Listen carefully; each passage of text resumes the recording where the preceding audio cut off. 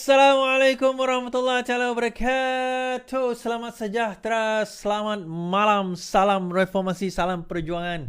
Saya ucapkan kepada tuan-tuan dan puan-puan terima kasih kerana terus bersama dengan saya. Alhamdulillah pada malam ini pada 13 hari bulan Februari 2024, masuk tahun keempat saya di YouTube, dan tahun kelima saya di Facebook.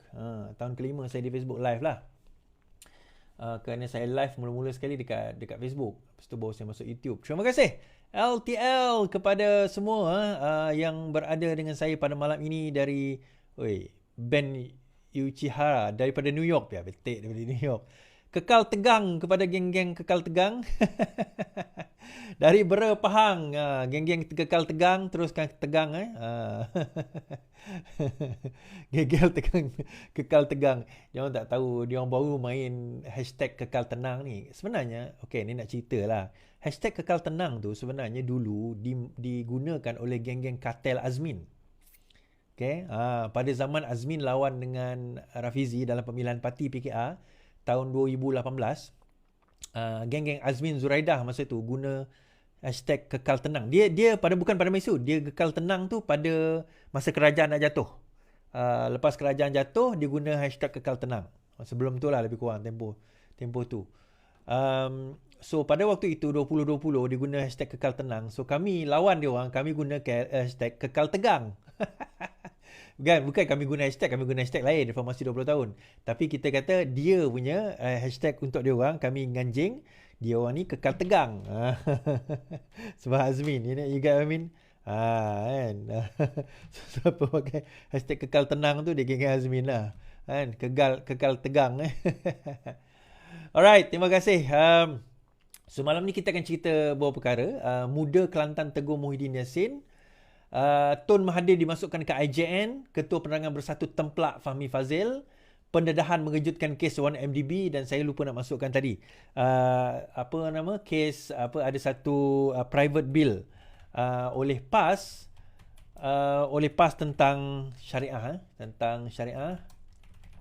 Yang ni saya tak masukkan, jadi saya akan ubah tajuk ini tentang syariah. Dan kenapa saya kata itu lagi satu retorik PAS.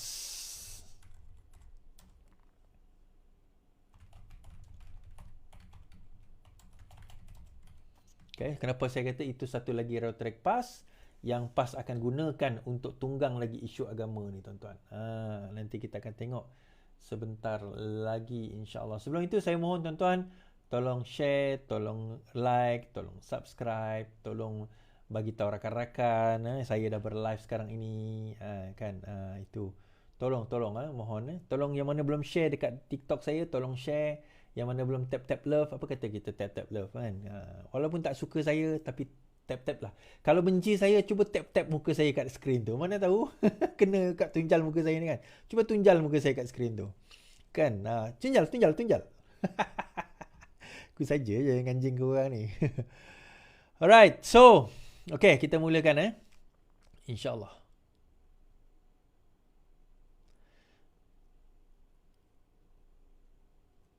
Rakyat Indonesia tidak sabar pilih presiden baru esok. Rata-rata rakyat Indonesia yang layak mengundi menyatakan kesiapsiagaan untuk melaksanakan tanggungjawab mereka untuk memilih seorang presiden baru esok. Dalam tempoh bertenang atau masa tenang setelah tamat tempoh berkempen, kebanyakan mereka enggan mengulas secara mendalam calon menjadi pilihan hati.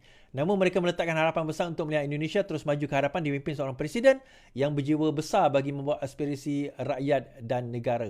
Ni poster-poster yang bertanding. Seorang kaki tangan awam dikenali sebagai Pak Heru 60 berkata dia sudah mempunyai pilihan sejak awal dan meletakkan keyakinan bahawa pemimpin pilihannya bakal menjadi pengganti Joko Widodo, iaitu Jokowi. Atau Jokowi. Apa yang penting rakyat mahu seorang presiden yang faham tanggungjawabnya, yang jelas hala tuju, misi dan visi. Saya lihat ketiga-tiga calon ini semuanya bagus dari segi idea-idea, perancangan hala tuju dan dasar negara. Namun kami hanya boleh memilih seorang saja. Jadi, saya bersedia dari awal untuk coblos atau undi. Saya tidak sabar lagi, katanya.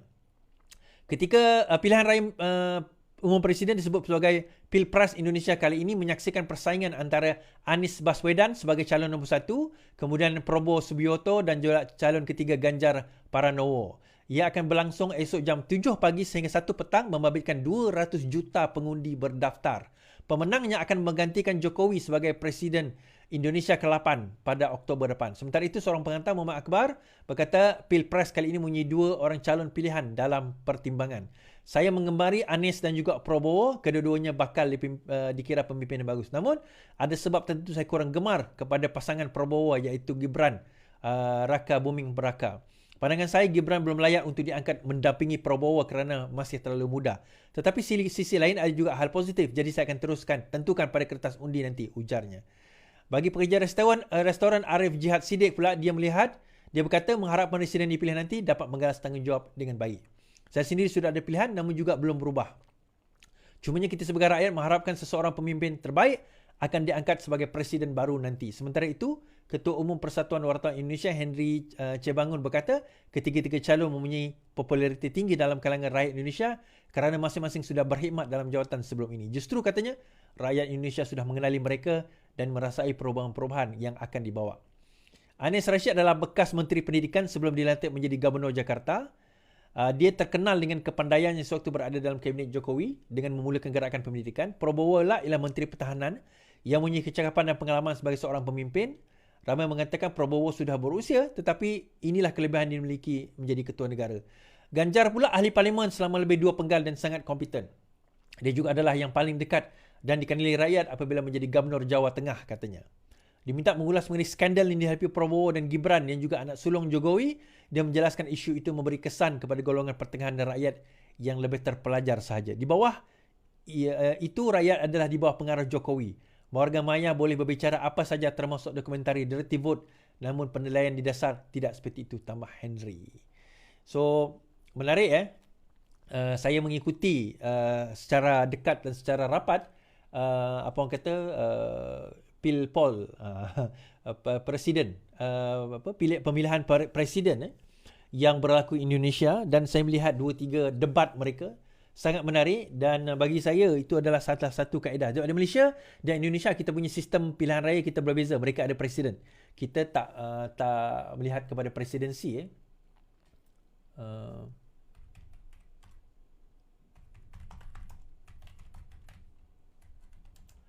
Kita tak memilih presiden. Di Indonesia mereka memilih presiden dan ahli parlimennya lain. Bukan dekat sini pemilihan Perdana Menteri itu ditentukan oleh parti yang menang. So dia berbeza daripada segi tersebut.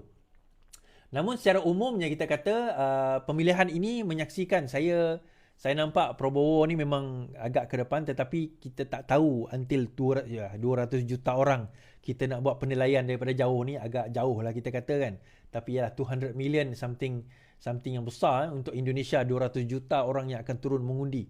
Kita punya penduduk saja tak sampai dalam 30 juta je. Dia punya pilihan raya 200 juta. Tapi kagum jugalah. Dia boleh buat daripada 7 pagi sampai 1 petang je. Tapi yalah, dia memilih hanya jawatan satu, iaitu presiden saja. Okay. So siapa akan menang, kita akan tengok esok. Dan itu juga akan menentukan hala tuju negara kita.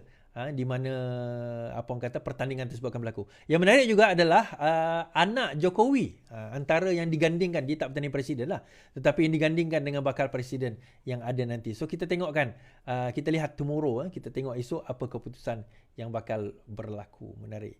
Okay. Saya ada satu cerita untuk saya nak bakar walaong ni, yang mana yang orang kata busuk hati dan sakit hati dengan Anwar Ibrahim. Agong berkenan minum petang bersama Anwar. Yang di-Pertuan Agong Sultan Ibrahim hari ini berkenan meluangkan masa menikmati santapan minum petang bersama Perdana Menteri Datuk Seri Anwar Ibrahim. Seri Paduka Baginda terdahulu berkenan menerima menghadap Anwar di Istana Negara hari ini. Menurut hantaran di Facebook rasmi, Seri Paduka Baginda kemudiannya memandu sendiri dari Istana Negara bersama Perdana Menteri ke restoran Paul di Pavilion Kuala Lumpur. Sebelum agak pulang, Seri Paduka Baginda bersama Anwar meluangkan masa menyaksikan persembahan tarian naga. Kenapa saya nak buat cerita ni, tuan-tuan? Now, berputar-putar dan berkisar-kisar kononnya Agong tak nak jumpa Anwar, Agong ni tak baik dengan Anwar, perselisihan antara Agong dengan Anwar, macam-macam lah cerita kan. So, kita kata ni macam ni lah. Dia bukan masalah suka tak suka. Kalau dia Perdana Menteri, setiap minggu dia kena menghadap Yang di-Pertuan Agong untuk report apa perkembangan-perkembangan terkini. Kalau korang tak faham tentang politik Malaysia, sekarang saya ceritalah.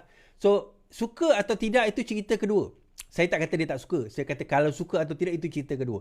Apatah lagi, boleh pula minum petang, berjumpa, berbincang, berbicara, mengeratkan silaturahim. Yang ini yang paling ditakuti dan kenapa geng-geng atuk, tuan-tuan, geng-geng Tun, geng-geng atuk, setro mereka beria-ia sebelum Sultan Pahang turun, apa orang kata, menjadi agung dan naiknya Sultan Johor menjadi agung. Mereka beria-ia supaya kerajaan bertukar.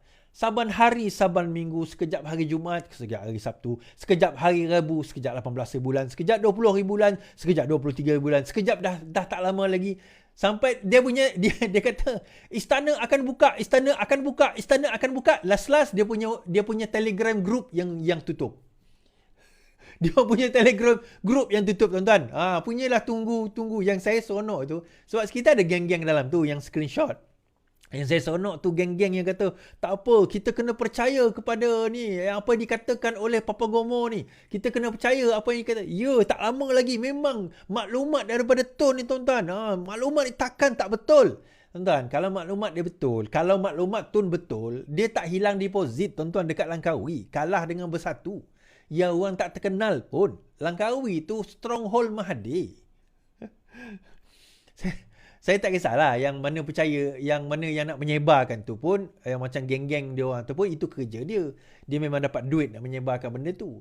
Tetapi yang saya kagum ni, orang yang percaya kepada benda tersebut. Yang percaya kepada perkara tersebut. Percaya dia tu, tak boleh nak kata apa lah, tuan-tuan. Dia punya tahap percaya tu macam bawah sikit je daripada wahyu tu. Bila orang tu kencing lagi, tak apa, tukar. Kencing lagi, tak apa, percaya lagi. Dia punya pengharapan tu supaya kerajaan ni tumbang, pengharapan dia saya memang kagum lah, saya kata. Saya memang kagum. Pengharapan dia tu amat tinggi supaya kerajaan ini tumbang. Namun begitu, macam kita kata, pengharapan tinggal pengharapan lah. Sebab kalau kita faham bagaimana kerajaan ini tumbang pada tahun 2020, puncanya adalah Tun Mahathir. Kan? Kita pun tahu. Puncanya mudah sebab Mahathir letak jawatan. Kalau dia tak letak jawatan, dia hand over dengan Wan Azizah. Pada masa itu, saya kata dalam live saya pada waktu itu, kita dah ada kerajaan campuran dah. Malah kami pada masa itu dah bersedia. Tetapi bila dia letak jawatan, bukan setakat dia, dengan seluruh kabinet dia, akhirnya jatuh. Dia mudah pada waktu itu. Kalau sekiranya dia tak letak jawatan, dia kata dengan ini saya melantik Wan Azizah menjadi Perdana Menteri. Contoh, sebab Kak Wan masa itu adalah apa orang kata? Adalah timbalan Perdana Menteri. Boleh. So, bila dia lantik Kak Wan jadi Perdana Menteri, maka terpulang kepada Parlimen untuk menentukan sama ada masih ada majoriti atau tidak. Kerana pada waktu itu SD asyik bertukar tangan. Sekejap orang ni kata sokong ini, sekejap orang ni kata sokong ini, sekejap kata tak sokong, sekejap kata sokong. Akhirnya SD itu pun dah jadi mainan. Dah jadi mainan. Dan 4 tahun kemudian, 5 tahun kemudian, 2020 ni tahun 2024. Sekali lagi, Dr. Mahathir dimasukkan ke IJN kerana jangkitan. Bekas Perdana Menteri Tun Mahathir Mohamad telah dimasukkan ke Institut Jantung Negara untuk rawatan jangkitan yang dihadapinya. Innalillahi wa inna ilaihi raji'un. Menurutnya, kenyataan dikeluarkan jurucakap beliau hari ini, bekas ahli parlimen berusia 98 tahun itu dimasukkan ke IJN pada 26 Januari lepas. Tun Mahathir sedang menerima rawatan untuk jangkitan di IJN, disusuli dengan tempoh berehat untuk pemulihan yang optimum. Terdahulu hari ini, pendengaran kes saman Dr. Mahathir terhadap Zahid Hamidi berkaitan dakwaan fitnah mengenai isu Kuti yang ditetapkan pada hari ini ditangguh pada 19 Julai depan. Pesuruhjaya Kehakiman Gan Teng Cheong membenarkan penangguhan itu selepas dipohon oleh Peguam Dr. Mahathir, Mior Non Haidi Suhaimi, yang menyatakan anak guam beliau kini dirawat di IJN. IJN juga menghantar satu surat kepada mahkamah menyatakan bekas Perdana Menteri itu tidak hadir kerana atas sebab-sebab kesihatan. Okey, tuan-tuan. Semoga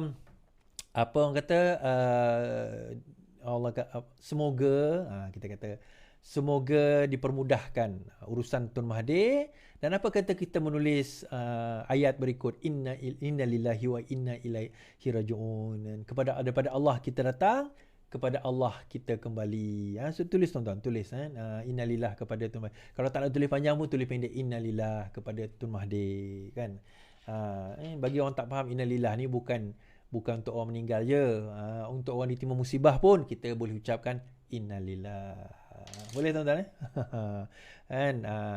kepada Tun Mahathir, semoga diberikan kemudahan lah. Kita doakan, ya Allah, ya Tuhanku, ya Allah, kalau ada kebaikan pada Tun Mahathir, permudahkanlah urusan dia, percepatkanlah urusan beliau, permudahkanlah. Itu doa kita. Kita doa semoga urusan-urusannya dipermudahkan. Amin. Innalillah. Amin. Okey. Okey. So itu berita kita pada hari inilah. Okey. Habis cerita kita ke situ. Alright. Ini saya bawa ke Sarawak pula sebelum kita pergi jauh. Penggabungan PDP PSB ikut undang-undang Tiong. Parti Demokratik Progresif PDP dan Parti Sarawak Bersatu PSB berharap proses penggabungan kedua parti tersebut akan diselesaikan dalam masa terdekat. Presiden PDP Datuk Seri Tiong King Sing yang ditanya mengenai perkembangan penggabungan tersebut berkata sedang dilaksanakan mengikut lunas undang-undang yang ada. Tiong turut menegaskan penggabungan itu juga tidak akan menyebabkan pilihan raya kecil di Sarawak. Mana ada cetus PRK? Tidak ada. Kita buat memang tidak ada menyebabkan pilihan raya kecil. Kita mesti buat mengikut undang-undang yang ada. Baik. Ada timbul persoalan. Adakah dengan penggabungan PDP dan juga PSB ni dikirakan sebagai lompat parti? Okey, jawapan mudahnya, ia tidak melanggar undang-undang. Ia tidak dikira lompat parti kerana gabungan itu adalah secara en bloc. Okay, gabungan itu secara en bloc, bukannya secara individu yang menyertai PDP. Okey, PDP ni adalah parti komponen GPS. Okay, siapa yang tak tahu, PDP adalah parti komponen GPS diketuai oleh Menteri Pelancongan Datuk Tiong. Dan kita dah tahu dah cerita itu lama, Bintulu dia yang ahli parlimennya. Now, cerita saya adalah tentang PSB. Kepada geng-geng PSB yang dulu bekas-bekas PKR juga. Yang maki saya, yang kutuk saya, yang kata saya macam-macam. In fact, ada sampai sekarang pun masih ada. Saya tahulah dia ada tengok live saya lagi ke tidak kan. Tapi dia ada kata macam-macam. Masih lagi kata macam-macam dengan saya. So, asalnya adalah PSB adalah parti diasaskan oleh Wong Sungkoh. Wong Sungkoh ni siapa? Dia ni orang kuat Taib Mahmud dahulu. Dia dipanggil the money man untuk Taib Mahmud. The go get man. Oh ni, kalau bab duit ni, Wong Sungkoh ni antara salah seorang yang orang kata apa, boleh dapat duit punya lah. Yang boleh dapatkan projek dan sebagainya. Now, isu dia adalah, pada waktu itu, saya tahu konspirasi teorinya. Apa tugas Wong Sungkoh yang sebenar. Kita faham sangat politik Sarawak ni. Sebab itu bagi saya, orang Semenanjung yang tiba-tiba nak tegur saya tentang hal politik Sarawak, please, kau tak tahu apa yang berlaku. Of course, orang Sarawak akan perkotak-katikkan kau. Sebab kau tak faham politik Sarawak itu bagaimana. Kami di Sarawak ni, kami bergelumang dengan politik Sarawak ni dah puluhan tahun. Saya mula lekat poster Permas. Permas ni pembangkang lawan Taib Mahmud. Pada tahun 80-an lagi tuan-tuan. Masa tu saya sekolah rendah lagi. Saya salah seorang tukang tampal poster pembangkang pada waktu itu. Walaupun saya tak mengerti sangat, tapi bapa saya cerita pada waktu itu tentang pembangkang ni macam mana. Dan bagaimana kami tak suka Taib Mahmud pada ketika itu. Kan? Masa tu PBB lah, GPS ni baru wujud 2018. So, bila PSB itu dibawa keluar, kononnya dia adalah parti pembangkang. Saya faham, dia bukan berada sebagai parti pembangkang untuk jadi parti pembangkang. Dia jadi parti pembangkang untuk memecahkan pembangkang. Tetapi ada di kalangan ahli-ahli PKR, parti keadilan yang terkesima dengan duit-duit yang ditaburkan, dengan janji-janji yang ditaburkan. Saya tahu. Ada yang dijanjikan bayaran RM10,000 setiap bulan. Dapat banner, dapat poster, dapat baju, dapat bendera penuh. Dijanjikan. Kan jutaan ringgit kalau sekiranya menang. Saya tahu. Kenapa saya tahu? Sebab calon-calon yang bertanding tu kawan-kawan saya dalam PKR Sarawak. Mereka lompat untuk masuk PSB sebab janji-janji tersebut. Lepas tu bila saya jumpa, saya tanya lagi, ada ke dapat RM10,000-nya? Adalah bulan pertama, bulan kedua, lepas tu tak dapat. Sebab dalam PKR ni tuan-tuan, ni nak cerita lah. Dalam parti keadilan pada waktu itu, sehinggalah sekarang, boleh Duit pun tak ada. Oh, by the way, saya sudah pun dilantik menjadi ketua cabang Petra Jaya secara rasminya. Bermula daripada 2 hari lepas, secara rasminya saya adalah ketua cabang. Kalau dalam UMNO, dalam dia dipanggil ketua bahagian lah. Saya adalah sekarang dilantik sebagai ketua bahagian setelah digantung sebagai ahli sekira-kira 2 tahun yang lepas. Pada tahun 2021 Disember, saya digantung sebagai ahli. Alhamdulillah, sekarang ini pada bulan Februari 2024, saya telah pun diangkat menjadi ketua cabang. Daripada bawah, kita naik. Akhirnya kita berada di atas sekarang ini. Now, orang yang dulu yang kenakan saya, yang maki saya, yang kata macam-macam, yang press saya, yang oppress saya, yang pressure tekan, yang buat laporan dan sebagainya untuk memastikan karier politik saya mati, akhirnya orang itu sendiri sekarang ini karier politiknya pun dah mati. Kan? Den, apa khabar Den? Kan? Apa khabar orang Sibu? Apa khabar orang sini? Orang Saratok. Apa khabar orang Saratok? Orang Julau. Hai orang Julau, orang Saratok. Apa khabar orang Kota Semerahan?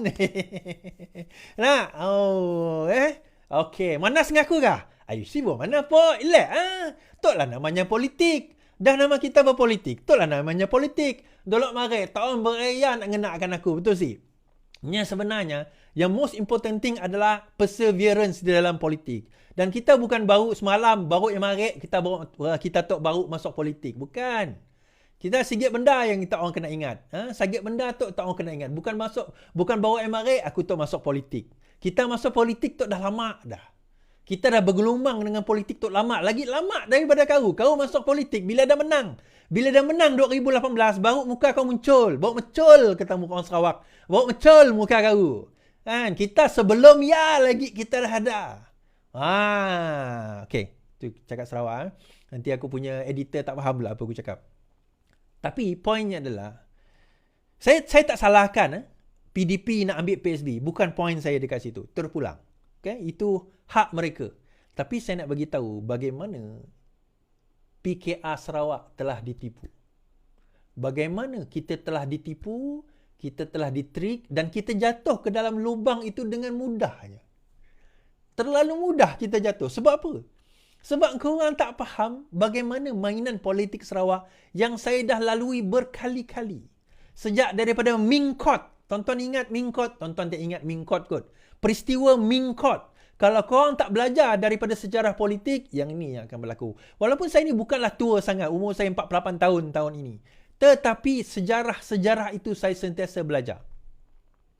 Dan selagi mana pemikiran pembangkang di Sarawak, kami ni pembangkang kat Sarawak, saya ni pembangkang, kami ni pembangkang di Sarawak, selagi mana pemikiran kita tak terbuka dan tak nak menerima bahawa ada idea baru, cara baru untuk kita nak menentang korupsi dan sebagainya, then we are in trouble. Kalau tidak, hadapi dengan tenang apa yang berlaku sekarang ini. So PSB dah ada kat situ. Bawa korang nampak kan? Aku dah cakap dah. Daripada dulu kita cakap. Kita cakap apa? Kita cakap PSB ni bukan pembangkang. Dia orang ni nak pecah belahkan kita. Tapi korang tak nak percaya. Korang tak nak dengar. See? Nampak? Habis.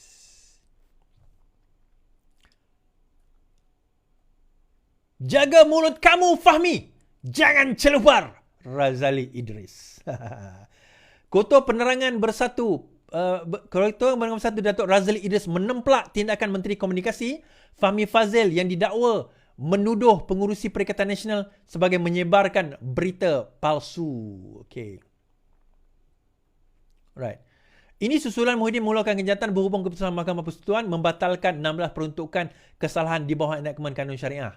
Ghazali berkata Muhyiddin yang juga Presiden Bersatu merupakan figura berprinsip, dihormati, berintegriti, benar dan berani.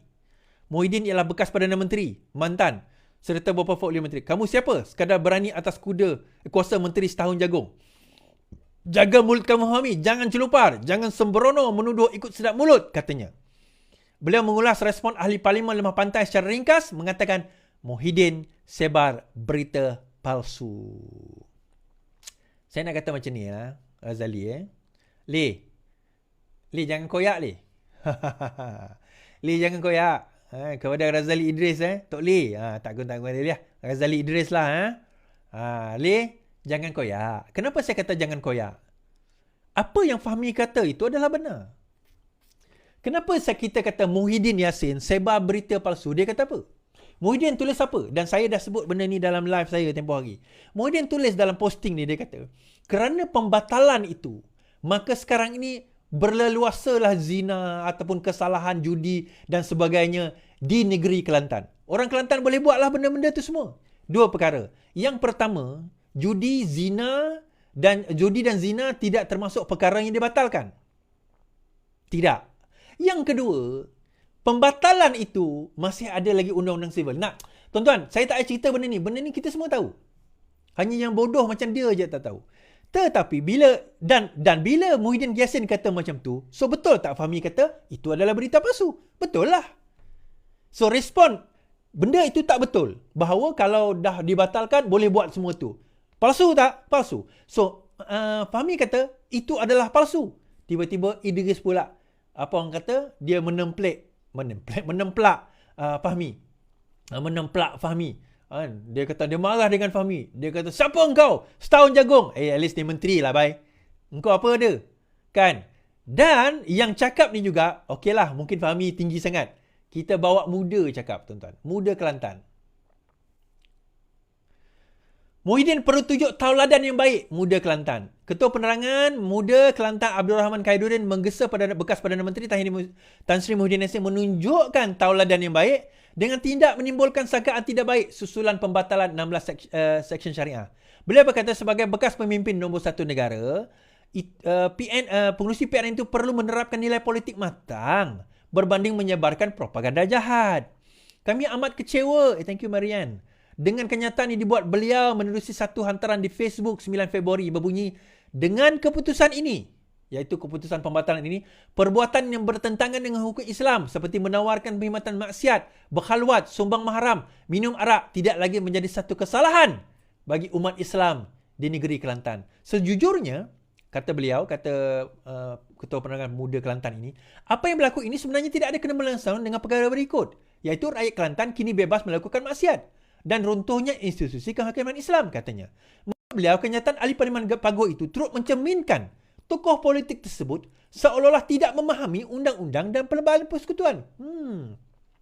Ujarnya, Muda Kelantan mengingatkan semua dengan terbatalnya 16 peruntukan enakmen tersebut tidak akan memberi ruang dan peluang kepada masyarakat melakukan perbuatan terkutuk. Bye. Sekurang-kurangnya budak ni muka muda tak tahu umur apa ni kan, 20-an, 30-an pun faham undang-undang daripada yang tua macam ni. Hai. Bak kata P. Ramlee kan. Tua-tua, dia kata apa? P. Ramlee kata apa? Pasal bini dia. Pasal bini tua dia kan. Tua-tua tak nak mampus. Bukan macam tu dia kata. Apalah perkataan. Apalah perkataan dia kata kan. P. Ramlee kata dalam cerita dia kan, Madu 3 tu kan. Betul lah tu. Apa yang muda kata tu betul. Tak, soalan saya, takkanlah Muhyiddin Yassin tak tahu. Takkanlah Muhyiddin Yassin tak tahu. Bagi saya itu satu benda yang banggang lah Muhyiddin Yassin tak tahu ni. Kan? Banggang sangat lah kalau Muhyiddin Yassin tak tahu. Kan? Tuan-tuan, kalau Muhyiddin Yassin tak tahu, bagi saya banggang sangat lah. Sekejap. Siapa pergi call saya malam-malam buta ni?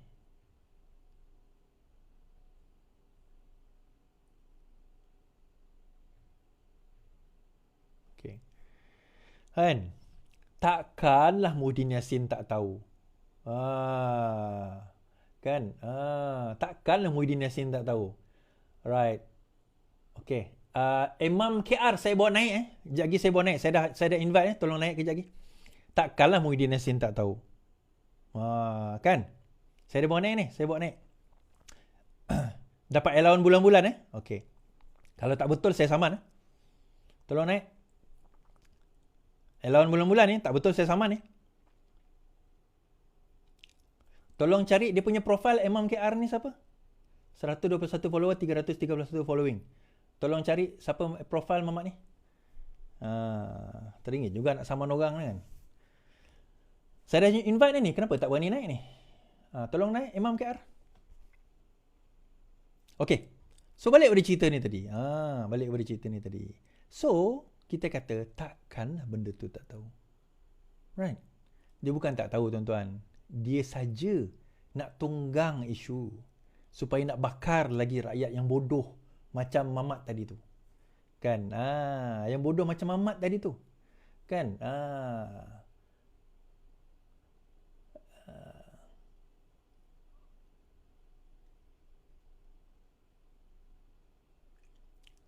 Kan? Follower kosong, baru buat account ke bang? Saman konon. Bagi nama betul lah. Kita cerita saman tak saman di mahkamah macam berani. Kalau setakat nama fake account. Bacul. Kan? Dia fake account ni teramai. Tapi tak apa. Saya seronok layan dia orang. Sebab tu saya tak pernah block. Bagi saya tak pernah block geng-geng fake account ni. Jadi saya ada masa lagi ni. Boleh saya layan dia orang. Okay. Sat, kita bawa cerita Najib pula. 1MDB. Alright. Kes 1MDB. Jolo proxy Najib dalam 1MDB. Kata Jasmine Lu. Okey, untuk makluman konteks Jasmine Lu ni antara saksi yang penting dalam kes 1MDB kerana beliau merupakan penasihat undang-undang di dalam 1MDB dan beliau menyerah diri kepada kerajaan Malaysia baru-baru ini. Tindakan Low Tech Joe atau Jolo dalam 1MDB membuktikan dia dilihat sebagai proksi bekas Perdana Menteri Najib Razak menurut bekas penasihat undang-undang syarikat itu, Jasmine Lu. Low berkata demikian ketika memberi keterangan dalam kes rasuah 1MDB berjumlah 2.27 bilion terhadap Najib. Low yang dahulunya individu yang dekat dengan Jolo memberi keterangan berhubung pelibatan ahli perniagaan itu dalam keputusan keuangan. Low sentiasa gunakan pengaruhnya sebagai individu yang dekat dengan Perdana Menteri ketika itu Najib. Kebanyakan tindakan untuk orang kata apa kebanyakan tindakannya untuk membuatkan kami melihatnya sebagai proksi Perdana Menteri. Kebanyakan perkara utama memerlukan lampu hijau daripada Perdana Menteri perlu dipincang dulu dengan Low sebelum dibawa kepada Najib, kata Lu. Saksi pendakwaan ke-50 itu menyifatkan gaya pengurusan 1MDB sebagai pendekatan atas ke bawah, top down, dengan anggota pengurusan perlu mendapat tanda tangan Najib untuk dokumen berkenaan pelaburan dan keuangan. Lu berpandangan ia ekoran perkara 117 memorandum dan artikel pertubuhan yang menyatakan persetujuan Najib diperlukan untuk projek penting dan utama. Ini kerana Najib juga merupakan Menteri Keuangan pada waktu itu yang mengetuai Menteri Keuangan diperbadankan. Katanya lagi, dia selaku penasihat undang-undang pada masa itu menyediakan special rights redeemable preferences secara bertulis dan dokumen itu akan diserahkan kepada Jolo untuk mendapat tanda tangan Najib. Bagaimanapun, dia mengakui tidak tahu bagaimana Jolo mendapat tanda tangan bekas Perdana Menteri itu. Lu juga memberitahu yang bekas CEO NDB Syarul Azral Ibrahim Halmi menawarkannya menyertai NDB sebagai penasihat undang-undang pada Mei 2011 meninggalkan kerjanya UAB Group yang bergaji 45,000 sebulan. Dia berkata Jolo yang juga yang menjadi pengarah UBG berkata dia tidak menghalang jika dia ingin menyertai 1MDB. Lu bekerja dengan UBG Group sejak 1 Januari 2009 sehingga 2011. Maksudnya pengarah UBG Group adalah Jolo. Menurut keterangannya dia pernah bekerja di Zain pembicaraan. Okey, baik. Apa yang berlaku tuan-tuan? Antara saksi penting Jasmine Lu ni yang mana dia sebelum ini dikatakan hilang dan melarikan diri telah kembali dan memberi kenyataan. Kenyataan utamanya adalah dia mengatakan bahawa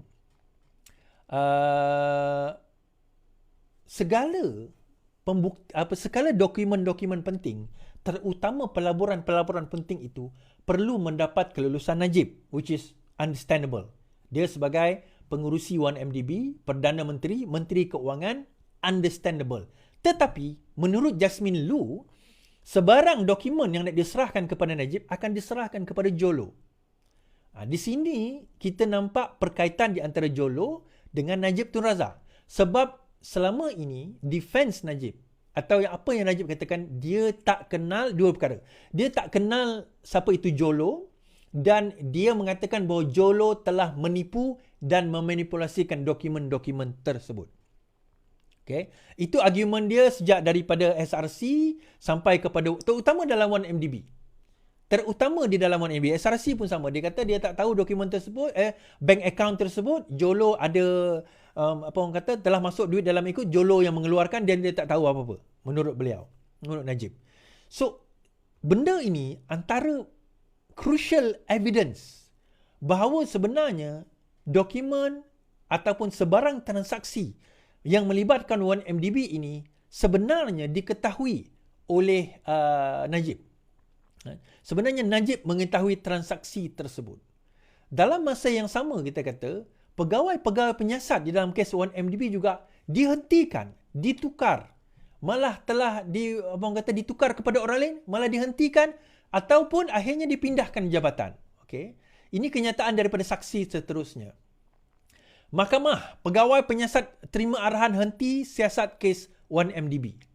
Pegawai penyiasat penyelewengan dana 1MDB memberitahu Mahkamah Tinggi hari ini, beliau pernah menerima arahan daripada pihak tertentu agar tidak meneruskan siasatan kes bertujuan melindungi Datuk Seri Najib Razak daripada pendakwaan 8 tahun lalu. Penguasa kanan Suruhanjaya Pencegahan Rasuah Nur Aida Arifin berkata, arahan itu diterima setelah pelantikan Tan Sri Zulkifli Ahmad sebagai Ketua Pesuruhjaya SPRM yang baru menggantikan Tan Sri Abu Kasim Muhammad. Ketika ditanya oleh Timbalan Pendakwa Raya, Ahmad Akram Garib, identiti video yang mengeluarkan arahan tersebut, saksi pendakwaan berkata beliau mengingatinya namun ada mencatatnya dalam diari siasatan. Menurut Aida, terdapat laporan polis dibuat oleh pihak tertentu yang mendakwa wujud konspirasi melibatkan Abu Kasim, bekas Peguam Negara, Tan Sri Abdul Ghani Patail dan Gubernur Bank Negara Tan Sri Zaiti untuk menggulingkan Najib dan kerajaan pada ketika itu. Maklumat itu diperolehi ketika mahkamah mendengar rakaman audio perbualan antara bekas Perdana Menteri dan bekas pegawai khasnya Datuk Amhari Effendi Nazaruddin. Sebanyak 9 rakaman audio dimainkan di mahkamah pada pembicaraan kes Najib yang menghadapi 4 pertuduhan menggunakan kedudukannya mendapat suapan berjumlah 2.28 bilion. Dalam masa sama, pertukaran Abu Kasim bagi lindungi Najib daripada siasatan.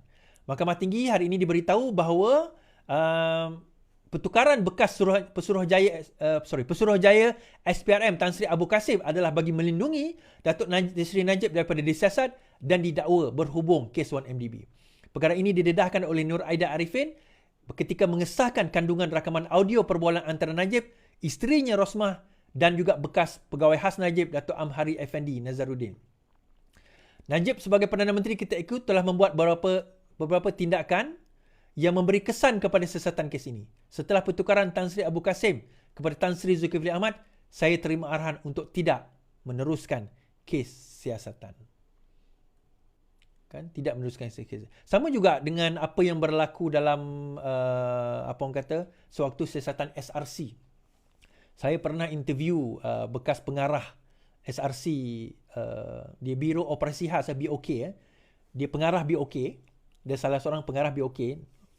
Dan pengarah BOK itu mengatakan dalam siasatan 1MDB beliau pernah menerima ugutan bunuh berupa satu peluru dihantar kepada beliau, itu satu amaran ugutan bunuh. Sewaktu beliau menyiasat kes MDB, I think sekitar tahun 2015-2014 macam tu, or probably a bit earlier. Tapi insya-Allah nanti kalau ada masa kita akan kita akan dedahkan dan juga kongsikan perkara ini. Baik. Now, perkembangan 1MDB ni sangat menarik tuan-tuan sebenarnya. Kenapa? Sebab kita sudah melihat pengampunan tempoh hari berkenaan dengan kes SRC.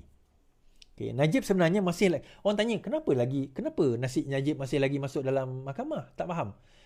1MDB ni, kes 1MDB adalah satu kes perbicaraan yang lain. Yang dibicarakan tempoh hari adalah SRC. Beliau telah didapati bersalah bukannya 12 tahun sebenarnya. Itu concurrent. Beliau didapati bersalah dipenjarakan 72 tahun. Penjara tu sebenarnya 70 tahun. Tetapi sebab dia berlaku serentak, maka dia jadi 12 tahun. Sebab dia lebih banyak pelbagai tuduhan. Tetapi di pemenjaraan itu berlaku serentak.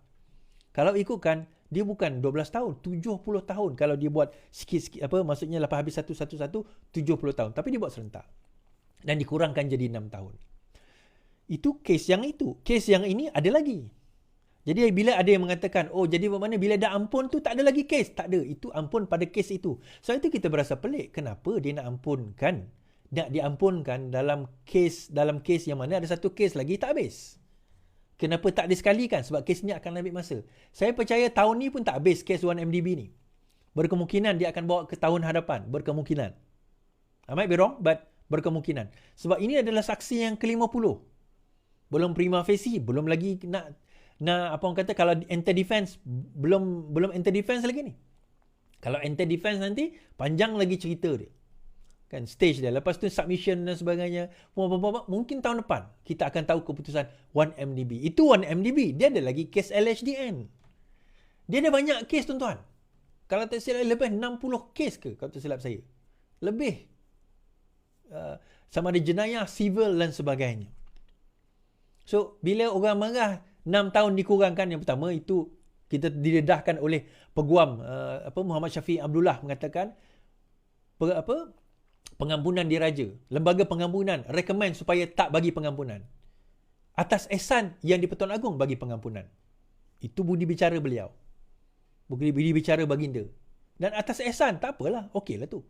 Tetapi, akhirnya tuan-tuan, kita sedar bahawa ada lagi kes-kes lain yang sedang going on, yang sedang berlangsung. Itu saya kata, bila orang kata reformasi, di mana reformasi daripada reformasi tetap ada. Kan? Reformasi tetap ada. Tak pernah pun kita campur tangan dalam reformasi tersebut. Tak pernah kita campur tangan dalam reformasi tersebut. Terakhir, tuan-tuan. Menarik ini. PAS mahu wakil negeri dalam MKI akan bentang RUU persendirian. PAS mahu wakil negeri dilantik sebagai anggota Majlis Kebangsaan bagi hal ehwal agama Islam yang dipengerusikan Sultan Selangor, Sultan Sarifuddin Idris Shah. Parti itu dan gabungannya Perikatan Nasional akan membentangkan rang undang-undang persendirian bagi memperkasakan Mahkamah Syariah susulan pembatalan 16 peraturan enakmen jenayah syariah. Keputusan kita adalah kita akan menyediakan satu memorandum cadangan dan juga pengesyoran yang akan kita kemukakan untuk pertimbangan MKI. MKI ini adalah Majlis Kebangsaan Hal Ehwal Agama Islam yang diberisi ke Sultan Selangor. Ini termasuk satu cadangan supaya komposisi keahlian MKI membincangkan soal undang-undang syariah, merangkumi wakil-wakil daripada kerajaan negeri sebagai pihak yang terkesan daripada apa-apa tindakan undang-undang syariah. Berkata RUU persendirian, Taqiyuddin tidak memperincikan lanjutan, sebaliknya berkata ia akan dibawa oleh anggota parlimen bagi meminda perlembagaan. Pindahan itu katanya ke arah memperkasakan undang-undang syariah dan institusi majlis syariah. Jumaat lalu, Mahkamah Persekutuan membenarkan petisyen. Okey. Right. Kalau benar PAS nak bawa apa orang kata private bill ni ataupun undang-undang persendirian ini bagi saya kali kedua dah diorang bawa, tuan-tuan. Kalau tak silap saya lah, untuk PAS lah. Kali pertama bila Haji Hadi sepatutnya membentangkan tentang RUU 355. Ingat tak, tuan-tuan? 3 kali nak bawa, 3 kali dah dibagi peluang dibentangkan di parlimen, 3 kali dia minta tangguh. Ketiga-tiga kali dia minta tangguh. Siapa minta tangguh? Hadi Awang minta tangguh. Pada masa itu UMNO yang berkuasa. UMNO mengatakan, okey Hadi, kamu nak bawa private bill, silakan. Pasal apa? RUU 355. Silakan. Baik. Kita cerita sikit RUU 355 ni, tuan-tuan. RUU 355, dia ada 3 section je. Yang paling penting adalah section 2. Apakah dia RUU 355 ni? RUU 355 adalah satu undang-undang yang menguatkan atau memperincikan list kedua atau senarai kedua jadual ke-9 perlembagaan. Apakah yang dinyatakan di dalam apa orang kata RUU 35 section 2 tersebut? Di dalam section 2 tersebut menyatakan bahawa hak untuk membuat undang-undang bagi negeri adalah tertakluk kepada ataupun hak mutlak kerajaan negeri. Hak bagi membuat undang-undang syariah adalah hak mutlak bagi negeri. Cuma terdapat restriction, iaitu 356. Penjara maksimum 3 tahun, denda maksimum RM5,000 dan juga sebatan maksimum 6 kali. And that's it. Kan? That's it. Okay. Saya nak tunjuk pada tuan-tuan. Ini adalah section 2. Allah. Section 2. Okay. Mahkamah Syariah yang ditubuhkan dengan sempurnanya di bawah mana-mana undang-undang diberi kuasa orang-orang yang menganuti agama Islam dan berkenaan dengan mana-mana perkara tersebut satu persatu dalam senarai 2 bagi senarai negeri dalam jadual ke-9. Dengan ini diberi bidang kuasa berkenaan dengan kesalahan-kesalahan terhadap rukun-rukun Islam oleh orang-orang yang menganut agama tersebut. Dengan syarat ini, bidang kuasa demikian tidak boleh dijalankan berkenaan dengan apa-apa kesalahan yang boleh dihukum penjara selama tempoh melebihi 3 tahun, denda RM5,000 atau sebatan melebihi RM6. Okay. So, section ini memberi kuasa mahkamah syariah maksimum perkara itu. 3 perkara itu. Ya, 3, 5, 6. 3 tahun penjara, RM5,000 denda dan juga 6 kali sebatan. Baik. Datang hadir pada waktu itu, datang PAS, dia kata, kami nak melaksanakan hudud. Maka kami akan meminda Seksyen 2 Akta 355 ini. Dinamakan RUU 35, Rang Undang-Undang 355. So, dia nak pindah apa? Dia nak letak penjara boleh sampai 20 tahun. Sebatan boleh sampai 20 kali. Kemudian apa orang kata, denda penjara seumur hidup kot, macam tu. Kemudian denda RM100,000 dia letak macam tu. Okay, mula-mula lah. Kemudian dia ubah sebagainya, kali kedua tukar, kali ketiga tukar, lalas tak jadi. Nah, kenapa saya kata kalau ubah pun letaklah 20 tahun ke, letaklah 10 kali 20, 100 kali sebatan ke, perkara ini tidak akan efek keputusan Nick Allen. Kenapa tuan-tuan? Sebab yang diubah, kalau betul-betul kita nak ubah, adalah jadual ke-9 Senarai 2. Kalau kita betul-betul nak negeri ada kuasa kepada jenayah, kita kena ubah jadual ke-9 Senarai 2. Bukannya seksyen ataupun Akta 355 ni. Korang ubahlah macam mana sekalipun, bawa ke mahkamah, tetap bercanggah dengan perlembagaan. Percayalah. Dia bukan berapa jumlah itu tak penting.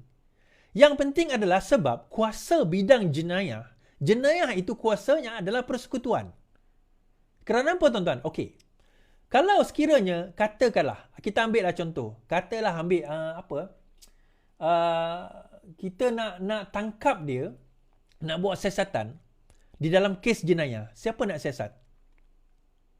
Siapa nak siasat? Polis. Polis tak boleh siasat. Polis di bawah persekutuan, bukan negeri. Sebab yang ini negeri, yang kena menyiasat, kena diwujudkan satu, katakanlah betul lah diubah. Negeri juga mempunyai kuasa untuk menentukan jenayah, katakanlah. So, negeri kena mewujudkan polis mereka sendiri. So, kita akan jadi macam US. US, dia ada FBI, Federal Bureau of Investigation. FBI ni dia polis untuk seluruh Amerika. Kemudian dia ada polis negeri-negeri dia. Sebab itu polis Boston dia tak boleh pergi ke Texas umpamanya. Polis-polis ni dia ada boundaries dia. Di US tak apalah, negara dia besar. Dia walaupun dipanggil states, tetapi itu sebenarnya negara. Dia orang negara-negara yang berbeza. Tapi kat Malaysia, macam mana kita setiap negeri nak wujudkan pula polis negeri? So complication tu ada. Dia akan ada apa orang kata, permasalahan tersebut. Kemudian yang kedua, permasalahan yang utama adalah, okey, kita dah buat undang-undang jenayah negeri. Baik, macam mana kita nak menentukan daripada satu negeri ke satu negeri itu, undang-undang itu sama? Sebab negeri berbeza. Dan setiap negeri berhak menentukan undang-undang masing-masing. Saya bagi contoh mudah lah tuan-tuan. Ada negeri kahwin dua tanpa kebenaran isteri, tak ada masalah. Ada negeri kena kebenaran isteri. Ada negeri cerai macam ni, tak ada masalah. Ada negeri cerai macam ni, tak boleh. Ada negeri kata talak 3, tak ada masalah. Ada negeri kata talak 3, boleh. Maksudnya, kalau dia talak 3, bukan talak 3 boleh. Maksudnya, katakanlah dia kahwin, ini tak pernah cerai, tiba-tiba dia kata, dengan ini aku ceraikan kau talak 3. Adakah jatuh talak 3 ataupun hanya satu talak? Ulama berbeza pendapat, negeri berbeza pendapat dalam pengurusan tersebut. Saya ambil contoh satu lagi. Just beza undang-undang negeri. Seorang anak, seorang lelaki dan perempuan, mereka berzina terlanjur dan perempuan ini mengandung. Dua-dua tak pernah kahwin, mengandung. Now, kandungan wanita ini kurang 6 bulan. Lelaki ini bersetuju bertanggungjawab. Soalannya, boleh tak diben atau bentikan anak itu kepada lelaki ini sedangkan kandungan kurang 6 bulan? Setiap negeri berbeza fatwa mereka. Jangan tak tahu. Ben Abdullah. Sekarang ini negeri tak ada Ben Abdullah. Negeri boleh pilih 99 nama Allah. Semua ini berbeza-beza mengikut negeri masing-masing. Nah, macam mana kita nak buat jenayah, tuan-tuan? Alah, tak susah buat je lah. Yang penting laksana. Maqasid syariah, objektif syariah adalah keadilan. Kalau adil tu kita tak boleh nak adakan, macam mana kita nak wujudkan undang-undang kepada perkara yang dianggap tidak adil? Sebab itu saya kata, macam Liwat tempoh hari, Iki Putra mempersoalkan. Dia kata, saya sudah dijatuhkan hukuman 377A, kanun keseksaan, minimum 5 tahun, maksimum 20 tahun penjara. Tiba-tiba, Mahkamah Syariah Selangor nak jatuhkan penjara saya 3 tahun lagi. 2 kali saya kena jatuh. Mahkamah Federal, Persekutuan, jatuhkan saya 20 tahun penjara. Saya tak tahulah berapa tahun, tapi penjara. Mahkamah Syariah jatuh lagi 2 kali hukuman. 2 kali hukuman, tak adil. Selarikan. Sebab itu saya kata perbahasan tentang kita, masalah kita apabila kita melihat bahawa undang-undang selain nama syariah ini kafir. Tak, tuan-tuan. Even kanun keseksaan itu pun adalah undang-undang Islam. Undang-undang dalam negara kita selari dengan Islam. Sebenarnya. Sebab ini, kita negara ini kita adalah undang-undang takzir. Tengok video saya sebelum ni. Saya tahulah video tu bosan sebab saya cakap undang-undang. Tapi kalau betul-betul nak belajar tak ramai. Saya tengok video tu 40,000 je yang lebih. 40,000 lebih je yang minat nak tengok kan. Tapi tak apalah. Itulah dia kan. So thank you tuan-tuan.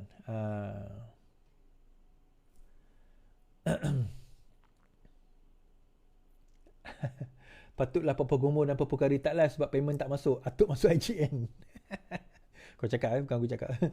Baiklah tuan-tuan, itu saja pada malam ini. Terima kasih yang menonton saya, 9,000, 10,000 menonton saya pada malam ini.